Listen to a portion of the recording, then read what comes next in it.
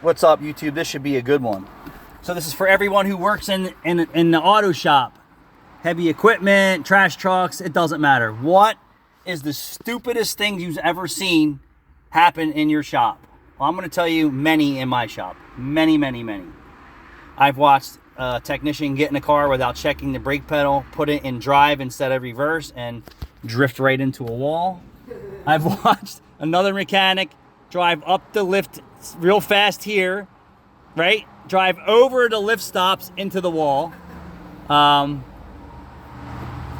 I've done some stupid crap myself. Not quite like that though. I've had technicians tell me they've tightened wheels up and they haven't.